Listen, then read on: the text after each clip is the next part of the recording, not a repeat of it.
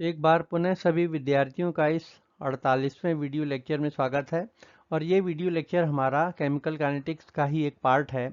शुरू के जो 3 वीडियो लेक्चर थे उसमें आपने देखा था कि ऑर्डर, मॉलिक्यूलरिटी, रेट इक्वेशन इत्यादि जो टर्मिनोलॉजी है उसको हमने समझाया था आपको।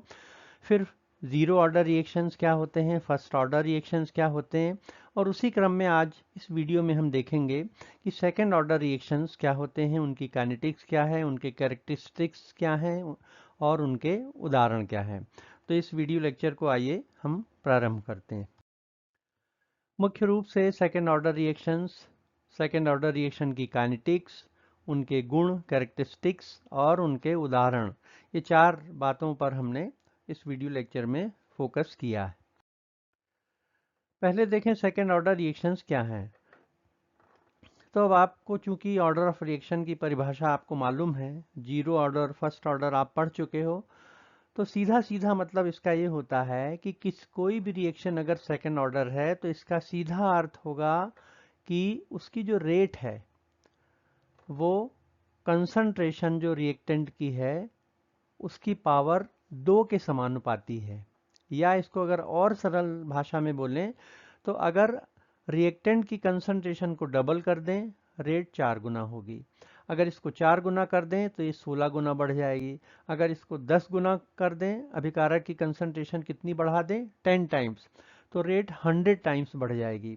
तो इनके बीच में जो संबंध है dx/dt मतलब rate proportional to A square, और इस प्रोपोर्शनलिटी को हम जब हटाते हैं तो एक रेट कांस्टेंट यहाँ K2 आ जाता है जो सेकंड ऑर्डर रेट कांस्टेंट है, और ये कहलाता है रेट इक्वेशन। तो ये सिंपल एक कॉन्सेप्ट या मीनिंग हो गई सेकंड ऑर्डर रिएक्शंस का। तो यहाँ पे हमने केवल एक अभिकारक लिया था जो प्रोडक्ट बनाता है B। अब थोड़ा सा हम 2 रिएक्टेंट लेके चलते हैं। A प्लस B बनाता है प्रोडक्ट C, और अगर ये सेकेंड ऑर्डर रिएक्शंस होगा तो इसके बहुत सारे रेट इक्वेशंस हो सकते हैं। जैसे ये भी हो सकता है कि रेट dx/dt बराबर K2 a raise to power 1 हो, b रेज टू पावर 1 हो। तो आप दोनों पावर्स को जोड़ेंगे तो ये सेकेंड ऑर्डर रिएक्शन है। तो आप क्या कहेंगे कि ये रिएक्शन का ऑर्डर कितना है, 2 है। परंतु a के रिस्पेक्ट में फर्स्ट ऑर्डर है, b के रिस्पेक्ट में फर्स्ट ऑर्डर है। अगर ऐसा रेट इक्वेशन आपको मिला, देखिए रेट इक्वेशन मिलने का मतलब होता है एक्सपेरिमेंट करने के बाद रेट, रिएक्शन की और कंसंट्रेशन टर्म्स, इनके बीच का गणितीय संबंध। तो ये प्रयोग करके, एक्सपेरिमेंट करके ही निकाला जा सकता है। तो अब ऐसा भी हो सकता है कि रेट बराबर हो K2 a raise to power 0, मतलब ये जीरो ऑर्डर हो गया विथ रिस्पेक्ट टू ए, परंतु b का पावर 2 है तो सेकेंड ऑर्डर हो गया इसका विथ रिस्पेक्ट टू b। ये भी हो सकता है कि K2 a raise to power 1.8 हो और b रेज टू पावर 0.2 हो। तो अब आप देखिए टोटल ऑर्डर कितना हो गया, ओवरऑल ऑर्डर दोनों को जोड़ेंगे तो 2 आ जाएगा। तो ये रिएक्शन सेकेंड ऑर्डर का है। या ये भी संभावना हो सकती है कि रेट बराबर हो K2 a square b0, second order with respect to a, zero order with respect to B, है ना। या ये भी हो सकता है कि यहाँ 0.5 हो, यहाँ 1.5। तो बहुत सारे कॉम्बिनेशन आप ले सकते हैं, परंतु जो सम ऑफ पावर्स है वो हमेशा 2 आएगा। तो इसलिए ये सेकेंड ऑर्डर रिएक्शन होगा, और इसको हम कह सकते हैं कि सेकेंड ऑर्डर रिएक्शन वो रिएक्शंस होते हैं जिनमें रिएक्टेंट की जो कंसंट्रेशन टर्म्स के जो पावर हैं उनका योग 2 होना चाहिए या 2 होना चाहिए। तो टोटल भी 2 हो सकता है, और अगर एक ही कंसंट्रेशन टर्म आ रही है जैसे यहाँ पे, तो इसका भी पावर 2 हो सकता है। तो ये कहलाते हैं सेकेंड ऑर्डर रिएक्शंस। अब अगर इनकी काइनेटिक्स पे आए अपन, तो एक रिएक्शन जो हाइपोथेटिकल लिया है हमने, A प्लस बी बनाता है C। अब यहाँ 2 संभावनाएं हैं। ऐसा भी हो सकता है कि दोनों की कंसंट्रेशन एक सी हो बिल्कुल, मतलब जैसे 0.1 मोलर ये है, 0.1 मोलर ये है, ये 2 मोल है, ये भी 2 मोल हो, ये 0.6 मोल है, ये भी 0.6 मोल है। तो ऐसा भी हो सकता है कि इनकी कंसंट्रेशन बिल्कुल एक सी हो, और ये भी हो सकता है कि दोनों अलग अलग भी हों। तो 2 केस होते हैं। तो सबसे पहले अपन केस 1 लेंगे जहाँ पे reactants have the same concentration, A और बी उनकी सांद्रताएं बिल्कुल बराबर हैं। और दूसरा केस हम लेंगे जब दोनों की सांद्रताएं, कंसंट्रेशंस डिफरेंट हैं। तो ये A प्लस बी बनाता है C। अब t बराबर 0 का मतलब होता है रिएक्शन शुरू नहीं हुई है और उस समय A की कंसंट्रेशन है A और B की कंसंट्रेशन भी A है, क्योंकि दोनों एक सी लेनी है। अच्छा, जरूरी नहीं आप A लिए, स्मॉल b भी ले सकते हैं आप, तो वही इक्वेशन आएगा अल्टीमेटली। प्रोडक्ट की कंसंट्रेशन 0 है क्योंकि प्रोडक्ट उस समय बना नहीं है, रिएक्शन शुरू नहीं हुई है। परंतु t समय के बाद देखिए क्या होता है, प्रोडक्ट x बन जाता है। अब x अगर इसमें से निकल गया तो इसका a माइनस एक्स बची कंसंट्रेशन और b की कंसंट्रेशन भी a माइनस एक्स बची। अब अगर रेट इक्वेशन निकाला गया इसका, तो ये देखा गया कि dx अपॉन dt बराबर k2a minus x whole square है। तो ये ट्रूली सेकेंड ऑर्डर रिएक्शन हो गया। ठीक, अब क्या, ये तो डिफरेंशियल फॉर्म हो गया, इसको अब हम और आगे सिंप्लीफाई करेंगे। कैसे करेंगे, इसको हम ऐसा लिखेंगे, a माइनस एक्स स्क्वायर को यहाँ ले आइए, dt को वहाँ ले आइए आप, k2 रेट कांस्टेंट हो गया सेकेंड ऑर्डर का, तो ये इक्वेशन हो गया।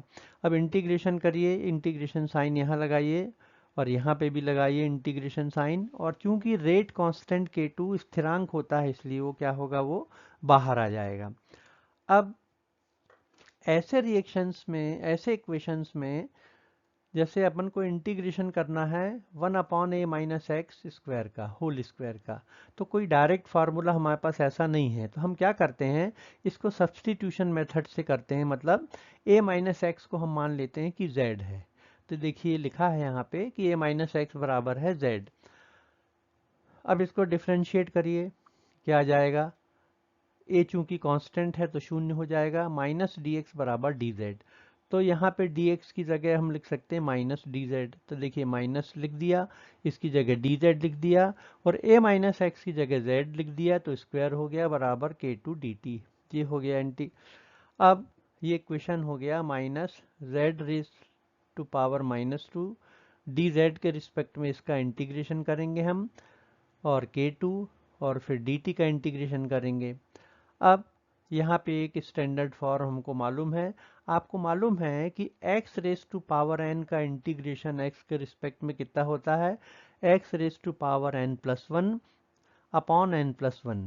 तो देखिए यहाँ पे n की वैल्यू कितनी है, -2, तो ये क्या हो जाएगा, देखिए यहाँ पे माइनस पहले से है, z लिखा आपने और -2 प्लस 1 लिखा ऑब्लिक, नीचे आ जाता है n प्लस 1 मतलब -2 प्लस 1, ये बराबर हो गया k2 इंटू टी, इसका इंटीग्रेशन t होगा और a की इंटीग्रेशन कांस्टेंट k हो गया।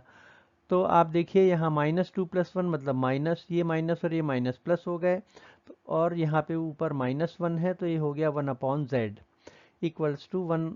तो 1 अपॉन जेड को लिख सकते हो आप फिर से 1 अपॉन ए माइनस एक्स मान लीजिए, क्योंकि ए माइनस एक्स बराबर जेड माना था तो जेड का मान रख दिया आपने, ये बराबर k2t प्लस k हो गया। अब k का मान कैसे निकालते हैं, आपको मालूम है बाउंड्री कंडीशन रखी जाती है, जब t बराबर 0 होगा x भी 0 होगा, रिएक्ट प्रोडक्ट मतलब नहीं बना उस समय, तो यहाँ पे t को 0 रखेंगे तो ये 0 हो गया, इसको 0 रख लीजिए तो 1 अपॉन ए हो जाएगा, ये आ गया। इसको सिंप्लीफाई करेंगे आप तो क्या आ जाएगा, रेट कांस्टेंट k2 बराबर x upon A into a minus x into T. तो ये हो गया सेकेंड ऑर्डर रेट कांस्टेंट का equation, x upon A T भी लिख सकते हैं साथ में आप, या x upon A into a minus x T. इस इक्वेशन से second order rate constant k2 का मान निकाला जा सकता है। अब सेकंड केस लीजिए, रिएक्टेंट्स की जो कंसंट्रेशन है वो कैसी है, डिफरेंट है। अब जैसे a प्लस बी बनाता है प्रोडक्ट, इसकी कंसंट्रेशन स्मॉल a है, इनिशियल कंसंट्रेशन प्रारंभिक सांद्रता, और इसकी b है, x 0 है। t समय के बाद x प्रोडक्ट बन गया तो ये a माइनस एक्स हो गई, ये b माइनस एक्स हो गई। अब सेकेंड ऑर्डर रेट इक्वेशन अगर है तो dx अपॉन dt बराबर k2a minus x into B minus x होगा। यहाँ भी पावर 1 है, यहाँ भी पावर 1 है, तो टोटल सेकेंड ऑर्डर हो गया। अब इसके इंटीग्रेशन के लिए एक मेथड होती है जो फ्रैक्शनेशन मेथड कहलाती है, फ्रैक्शन करके इसको इंटीग्रेट किया जाता है। तो इसमें क्या करते हैं अपन, देखिए a minus x B minus x को यहाँ आप डिनोमिनेटर में ले आइए, लेफ्ट हैंड साइड में इंटीग्रेशन साइन लगाया अपन ने, चूंकि इसको इंटीग्रेट करना है, तो क्या हो जाएगा, integration dx upon a minus x into B minus x यहाँ लिख दिया, dt राइट हैंड साइड में ऊपर चला गया, इंटीग्रेशन साइन लगा दिया आपने, k2 बाहर है। तो ये हो गया। अब अपने को इंटीग्रेशन किसका करना है, 1/a minus x into B minus x का इंटीग्रेशन आपको करना है, किसके सापेक्ष, एक्स के। यहाँ तो कोई दिक्कत नहीं है, इसका इंटीग्रेशन t हो जाता है। अब इसको इंटीग्रेट करने के लिए क्या करते हैं, इसको पहले ब्रेक कर लेते हैं दो फ्रैक्शन में, 1/a minus x minus 1/b minus x में, और उसके बाद इसको जब आप सिंप्लीफाई करेंगे तो इस तरह से आता है, 1/a माइनस बी बाहर आ जाएगा ब्रैकेट में, integration of 1/a minus x minus integration of 1/b minus x बराबर k2 और इंटीग्रेशन ऑफ dt। इसके बाद इसको ये natural log 1/a natural log a minus x हो जाता है, इसका भी natural log b minus x हो जाता है। फिर आप बाउंड्री कंडीशन रखेंगे कि और इंटीग्रेशन कांस्टेंट का मान रखेंगे, तो सिंपल है, आप इसको करके देख सकते हैं। Ultimately second order rate constant बराबर हो जाएगा 2.303 upon t a into a minus b, और ब्रैकेट में होगा log a minus x into b upon b minus x into a. तो ये सेकेंड ऑर्डर रेट कांस्टेंट का इक्वेशन हो गया, जबकि दोनों रिएक्टेंट की जो कंसंट्रेशन है वो अलग अलग है। तो देखिए आप दोनों केस में क्या होता है, रेट कांस्टेंट अलग अलग आता है। अब इसके कैरेक्टरिस्टिक देख लीजिए। यूनिट ऑफ K2, K2 का मान देखिए, जब कंसंट्रेशन दोनों रिएक्टेंट्स की एक सी है तो फार्मूला क्या है, इक्वेशन क्या था, K2 बराबर x upon t a into a minus x. अब यहाँ पे देखिए, T मतलब समय, X मतलब कंसंट्रेशन मोल्स पर लीटर, तो क्या होगा, एक कंसंट्रेशन यूनिट इससे कट जाएगी, तो 1/t into a minus x आ जाएगा। इसका अर्थ ये हुआ कि यूनिट कितनी होगी इसकी, टाइम इनवर्स कंसंट्रेशन इनवर्स। इसको आप चाहें तो ऐसे भी लिख सकते हैं, कंसंट्रेशन की unit normally moles per litre लेते हैं, इसलिए लीटर ऊपर आ जाएगा, तो ये हो जाएगा second inverse litre mole inverse. तो अगर किसी भी रेट कांस्टेंट की यूनिट ये है second inverse litre mole inverse, तो आप कह देना कि ये सेकंड ऑर्डर रिएक्शन है। फिर अगर कंसंट्रेशन दोनों रिएक्टेंट की सेम नहीं है, तो देखिए इक्वेशन क्या था, K2 equals to 2.303 upon a minus b t log a minus x b upon b minus x a. अब जहाँ जहाँ कंसंट्रेशन है वहाँ मोल्स पर लीटर रख दीजिए, आप t को आप सेकंड रख दीजिए, तो आप देखेंगे इसकी यूनिट क्या हो जाती है, टाइम इनवर्स और कंसंट्रेशन इनवर्स। क्योंकि ये पूरा जो न्यूमरेटर है ये डिनोमिनेटर से कैंसिल हो जाएगा, ये भी मोल्स पर लीटर में आएगा, ये भी मोल्स पर लीटर में, तो इसलिए जो तो अब फाइनल K2 की जो यूनिट आएगी वो टाइम इनवर्स कंसंट्रेशन इनवर्स वैसी ही है जैसी पहले आई थी। तो इसका मतलब ये हुआ कि सेकेंड ऑर्डर रेट कांस्टेंट की जो इकाई है, यूनिट है, वो दोनों केस में एक सी होगी, मान अलग अलग होंगे परंतु इकाई एक सी होगी। दूसरा half life period, half life period का अर्थ होता है वो समय जबकि रिएक्शन 50% कंप्लीट हो जाता है, मतलब प्रोडक्ट जो X है वो इनिशियल कंसंट्रेशन का आधा बन चुका होता है 50%, तो X बराबर a/2, T को अपन T हाफ लिखते हैं हाफ लाइफ पीरियड। तो अगर उस इक्वेशन को ये दोनों वैल्यूज़ को अगर आप K2 बराबर एक्स अपॉन इसमें रखेंगे सेकेंड ऑर्डर रेट कांस्टेंट में, तो आप देखेंगे कि K2 बराबर आता है 1/t हाफ इंटू ए, या इसका मतलब होता है कि half life period is proportional to 1/a। तो हाफ लाइफ पीरियड रिएक्टेंट के इनिशियल कंसंट्रेशन प्रारंभिक सांद्रता के व्युत्क्रमानुपाती होती है, इनवर्स होती है। तो ये सेकेंड ऑर्डर रेट कांस्टेंट का कैरेक्टरिस्टिक हो गया हाफ लाइफ पीरियड का। इसी तरह से rate of reaction, rate of reaction हमेशा प्रोपोर्शनल टू होती है जो इनिशियल कंसंट्रेशन है रिएक्टेंट की, अगर सिंगल रिएक्टेंट है डबल तो उसके स्क्वायर के, अगर ये 3 गुना कर देंगे तो 9 गुना बढ़ जाएगी। फिर ग्राफिकल रिप्रेजेंटेशन, अब आपको मालूम है कि rate constant second order reaction का क्या होता है, 2.303 अपॉन ए माइनस ये होता है equals to K2 into T. ये किस रूप में हो गया, इसको पूरा y मान लीजिए आप, इसको m मान लीजिए, इसको x। इसका मतलब ये हुआ कि लेफ्ट हैंड साइड को आप अगर y एक्सिस में लें, समय को आप x एक्सिस में, तो एक स्ट्रेट लाइन मिलेगी आपको जिसका जो स्लोप है वो K2 के बराबर होगा। और ये लाइन कहाँ से जाएगी, ये ओरिजिन से होते हुए जाएगी। इसी तरह से अगर दोनों रिएक्टेंट की कंसंट्रेशन एक सी है, उस केस में K2 बराबर x upon AT into A minus x है। इसको आप इस रूप में भी लिख सकते हैं, x upon A into A minus x. T को यहाँ ले आइए, आप K2 के साथ रख दीजिए, तो ये भी क्या हो गया, y इक्वल्स टू mx इस फॉर्म में हो गया। तो y मतलब हो जाता है x upon A into A minus x, x upon A into A minus x हो गया। टाइम को ले लीजिए आप एक्स एक्सिस में, तो आप देखेंगे कि स्ट्रेट लाइन आती है, इसका स्लोप बराबर होगा K2। तो दोनों मेथड से अपन K2 का मान निकाल सकते हैं ग्राफिकली। फिर K2 का मान सेकेंड ऑर्डर रिएक्शन में एक बड़ी खास बात यह है कि K2 का जो न्यूमेरिकल वैल्यू है, इसकी सांख्यिकी मान जो होता है वो कंसंट्रेशन की इकाइयों पर निर्भर करता है। मान लीजिए जैसे K2 बराबर x अपॉन टी ए माइनस एक्स, ये सेकेंड ऑर्डर रिएक्शन का रेट कांस्टेंट का इक्वेशन है। अब कंसंट्रेशन को व्यक्त करने के लिए बहुत सारी यूनिट्स होती हैं, तो मान लीजिए आपने एक नई यूनिट ले ली और वो पहली यूनिट का m गुना है, m टाइम्स है। तो आप देखिए जो रेट कांस्टेंट मान लीजिए K2 डैश है, x की जगह आपने mx लिखा क्योंकि इकाई m टाइम्स ज़्यादा है, t वही है, a की जगह ma लिखा, m टाइम्स है, a माइनस एक्स की जगह आपने ma माइनस एम एक्स लिखा। तो आप देखेंगे कि m यहाँ से कॉमन हो जाएगा और ये कट कैंसिल हो जाएगा। तो इस प्रकार x upon t a into a minus x into 1 upon m आ जाएगा। अब ये जो राशि है x upon T into a minus x, ये क्या है, ये K2 है। तो अब आप लिख सकते हैं K2 डैश इक्वल्स टू, इसकी जगह K2 इंटू 1 अपॉन m। इसका अर्थ ये हुआ कि जो नया रेट कांस्टेंट है वो पुराने रेट कांस्टेंट का 1 अपॉन m गुना होगा। तो उसका न्यूमेरिकल जो मान है, वैल्यू है, 1 अपॉन m टाइम्स होगी किसके, पुराने रेट कांस्टेंट के। तो K2 डैश K2 का 1 अपॉन m टाइम्स है, इसी बात को यहाँ लिखा हुआ है।